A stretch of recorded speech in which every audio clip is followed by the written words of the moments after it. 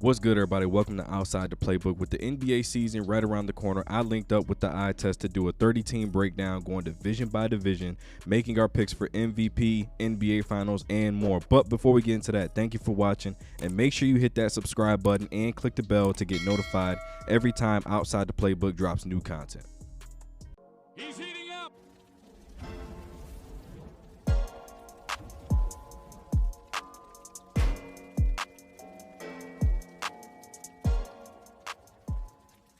All right, we back with another edition of the season preview. We are going to be looking at the Pacific Division, starting with the Sacramento Kings, 48-34, third in the West.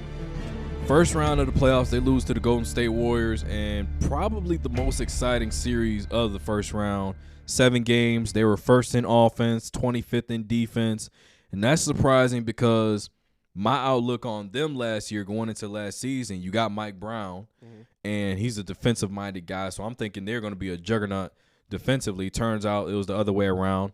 They get JaVale McGee. They get Chris Dort. They lose Rashawn Holmes to the Dallas Mavericks. After last season, what does success look like for the Sacramento Kings this year? Man, it'll be tough.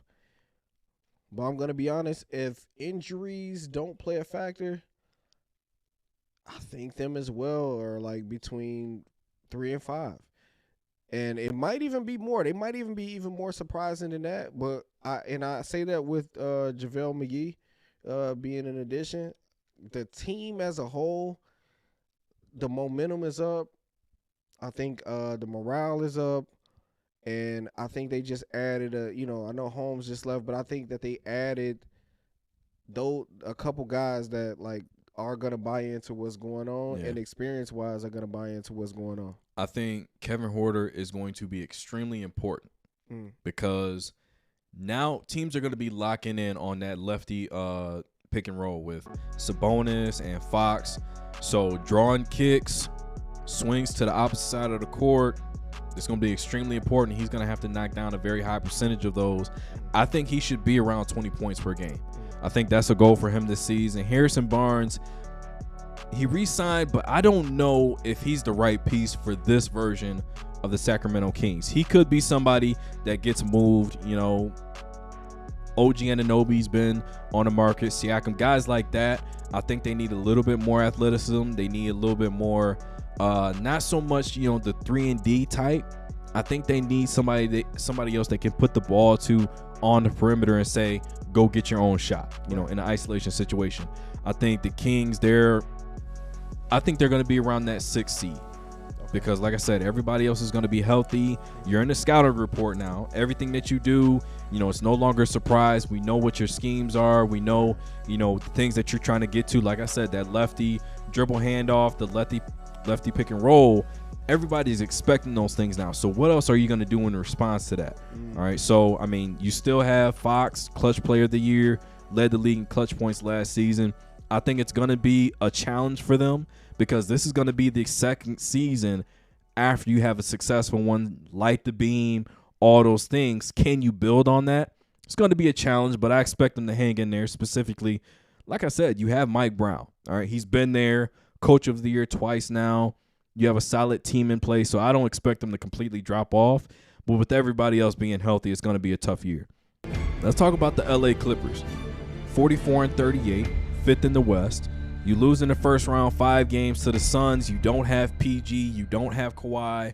Russell Westbrook looked like Russ again. Yeah. He was dominant on the defensive end, gave Book problems, gave Kevin Durant. He guarded 1 through 4 for the Clippers in that first round last year. 16th in offense, 18th in defense. You get Russell Westbrook for a full year. You get Kenyon Martin Jr. He's going to be important to that team, especially from the athletic standpoint. Eric Gordon, no longer with the team. Are the Clippers real threats in the West, or are they an accident waiting to happen? I only say real threat if healthy. Real threat if healthy. Yeah. I think that's the only thing that's going on with them. I'm happy about Russ being there still. I didn't want Russ to go anywhere else. I'm happy that he's with a team that understands that he's a threat and respects him as such. And you know, I'm not gonna lie. Granted, every team he's been on, the players respected him as a threat. They love him. Mm-hmm. So I think he's in a perfect position.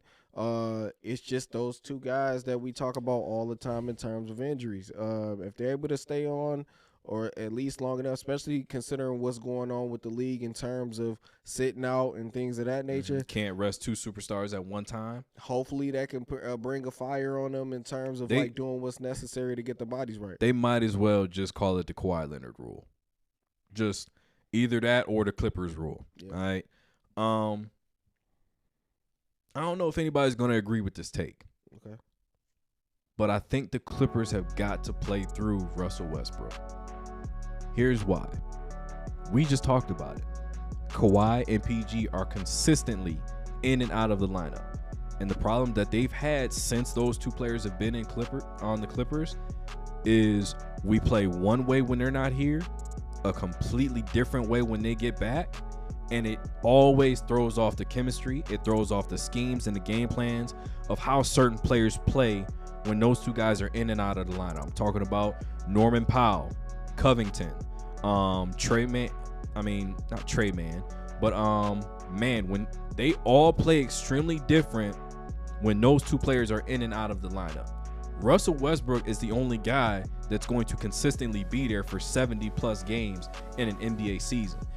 Triple-double threat, and the young guys, they always love him. Like you said, every team he's been on. Right. He had all the young Clippers players out of the Rico Hines run. Mm-hmm. So he's established himself as a vet on the team that everybody respects, everybody loves to be around and talk to and play with and things of that nature. If you play through Russell Westbrook, no matter what the other two are going to do, whether they sit or whether they play, the offense, the defense, everything is going to have a consistency to it. The Phoenix Suns, 45-37, fourth in the West. They go to the semifinals against the Nuggets in the West, lose that in 6 games, 14th in offense, 17th in defense. They lose CP3. They lose DeAndre Ayton. They lose Cameron Payne. They bring in Bradley Beal, Eric Gordon. They bring in Grayson Allen, Yusuf Nurkic via trade. They have Nasir Little. I mean, this team looks very different after, you know, the Damian Lillard trade. Mm-hmm. Because before, I mean, you were looking like it was just Beal, Booker, KD. Can this team work without a true point guard in their lineup, though? I think so. And I think so because I didn't mention this in the other episodes when we got to talking about certain keys, and it's kind of in the last episode I talked about the key additions and stuff like that. To me, in that Damian Lillard trade, I think they could have potentially won this in terms of depth, like being real with you. Mm-hmm. When I look at everything that's going on, like who they brought in and stuff like that, I still personally believe in Bobo. You know what I mean? I still think they're going to have a kind of a problem when it comes, again, going at Joker. Yeah. But if they're able to at least avoid them long enough to where they find somebody who's willing, or at least a game plan that's willing to stop that or at least neutralize, then I think they're finals bound.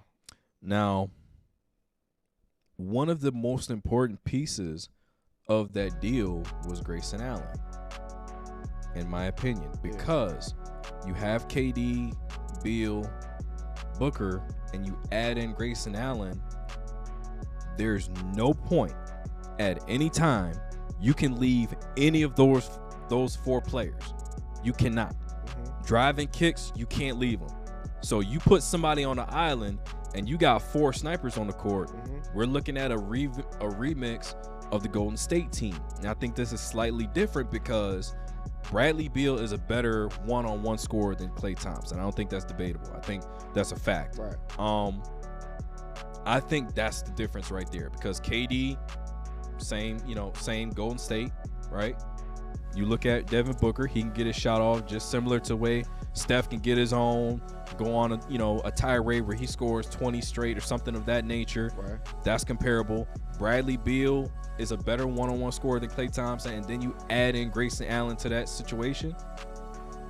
they can potentially just run 5 out, which I imagine they're going to do without a true point guard. Right. Run 5 out, wide open looks, attack the basket, get to the free throw line. That's going to be their recipe for success. So do you see them like being more of like, as I brought up Denver, do you see them being more of, hey, you guys are going to try to like half quarters?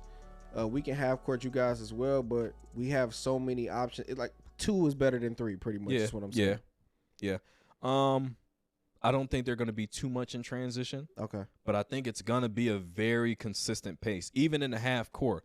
I'm not talking about 7 seconds or less, but I think the ball is going to be popping around more so than everybody thinks. Okay. Because that is the only way they're really going to be successful. If the ball doesn't stick, move the ball around, get wide open shots, player movement, body movement.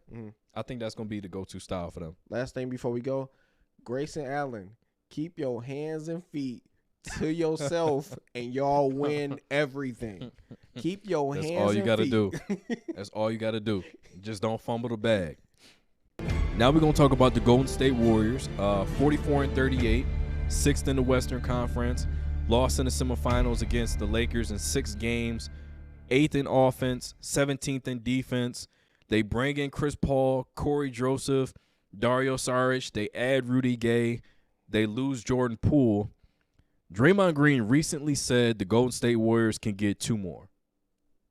Yay or nay? Are we thinking Golden State can make it happen before all these guys ride off into the sunset 2 more times?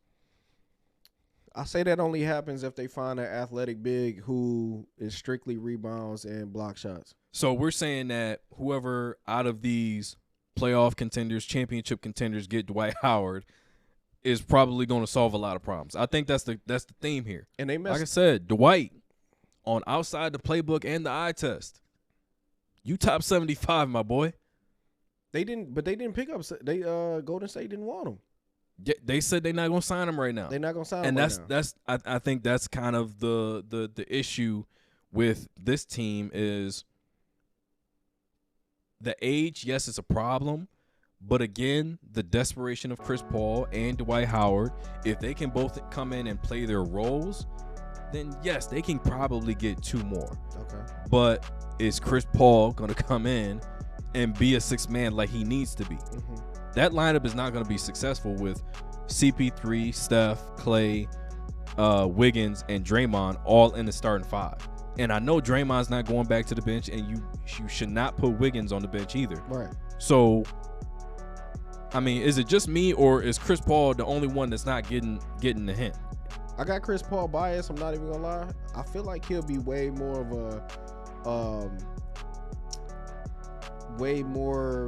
a willing guy than we think. Personally, I don't think it's ego with him at this point. I mean, I know he's spoken about being accepting if he don't get a ring and stuff like that, like, for the rest of his career and things of that nature, but he's still a fighter. And I think he's somebody who's like willing to do whatever to win. That philosophy changes once you're in a position to win a championship. Now, if he don't get it, he's not going to sleep well at night. So, I mean, I think they can't get 2 more, but Chris Paul has to buy into being a 6th man, especially at 38, 39 years old. Yeah. That can't be a discussion that we have to run into. You just have to assume that, hey, now's that time, especially if you're playing behind a guy who's also in the top 5 list of point guards in NBA history, ranked higher than you. Yeah. You kind of got to, bite the bullet and accept that role. Now we're going to talk about their arch nemesis. All right, the Los Angeles Lakers. 44-39, 7th in the West. Western Conference Finals. Denver Nuggets got them boys up out of there in 4 games. 20th in offense, 11th in defense. It really wasn't even like it's one of those, we not gonna play with our food. All right, we just gonna get them boys up out of here. That's exactly what happened. All right, they add Jackson Hayes, Gabe Vincent, Christian Wood. They re-signed most of their guys. Anthony Davis, I have no idea what possessed Rob Pelinka to get that man $62 million every single year for the next 3 years when he barely plays. But whatever. All right, that's them. But looking at their team, they're in a good position. Yeah. All right, they're in a good spot. Does Anthony Davis have Does he have to be the best player on their team for them to have a championship season? I think so. I think so strictly because of the problem with Anthony Davis to me, man, is I don't, and I told you this before, I don't like when people have to put the pressure on you in order for you to be who you are. Yes. Or be what I'll say be what you're capable of being. Yeah. Those players, man, it becomes a headache at the end of the day. You try and try and try with those people because you know the potential, you see the potential, you've seen what they can do in any given time, but then they always end up falling back. People have like bad games, but they fall back so much to where it's like, dude, I don't want to keep playing with my heart like this. I don't want to keep playing with my mind like this, personally. I think Anthony Davis does have to be the best player for them to win a championship. Yeah. I don't think he will be. I think that responsibility is going to fall on LeBron again, much to the points that you just made. But when you think about Anthony Davis, all right, I don't want to have to consistently poke the bear to find out that he's a bear. I don't want to have to do that. Yeah. I should be able to look and see that's a bear. And you know what I'm saying? Hey, we believe in him. Look, we like look, him. I like Anthony Davis. Yeah. But how do you go through the Denver Nuggets the way y'all did in the conference finals in the bubble, doing what you guys did to Nikola Jokic, and then turn around the next time he sees you, it's on site for him, not you? Tossed that man around, bullied him to the point where the coach had to take one of the best players in the NBA, best two-way players, defensively and offensively. When he decides to be so, he's top 3 in both of those categories. Facts. But when we seen him against Nikola Jokic, we didn't know that. So if that happens again, then no. Because guess what? Not only do you have to go through Joker, you also got to deal with guys in, Clippers. You got to deal with Kawhi, PG, and all them. You got to deal with the Golden State Warriors. There's too many teams in front of you guys as far as, the teams you got to go through to get to the NBA Finals for you to have one good game, bad game, good game, bad game. You have to be on every single night because in the West, anybody can get got, and you're relying on LeBron James' 21st season in the league to lead you to a championship. That should not be the case when you, in fact, are a vet yourself. You should be doing this. You're, 10, 11 years in? Plus, ain't no more excuses, man. No more excuses. I don't think they can rely on him. In my opinion, they should not have given them that money. Or at least shop around and use that money to shop around for somebody who's willing to be the worker bee, man, or who's willing to take the brunt of at least some type of rebounding enforcer type to keep him from tripping on his own foot and then tearing something. You know what I mean? And I'm not making fun of his injuries. I'm just saying. So again, let me make that clear though. I'm not making fun of his injuries or anything like that. I care about people playing. It's just so consistent that come on, man, it's a reality. But once again, it sounds like to me we're talking about Dwight Howard.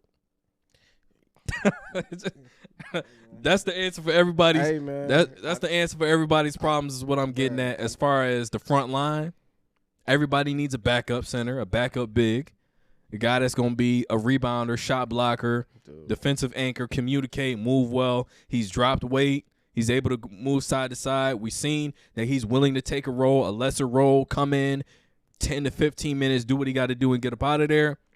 And he won you a helped win you a championship. My bad. They had 3 good bigs before, and they literally moved all of them to the bench just to try to play some sense of a small ball situation. Yeah. It didn't work. It wasn't gonna work. It's never gonna work when you got somebody like Anthony Davis at the 5. He's a 4. He's always gonna be a 4. Keep him there and get somebody else who can literally help out along down low. Let us know in the comments, who do you have winning this division? Give this video a like, subscribe to the channel. That's one more for the good guys. He's heating up.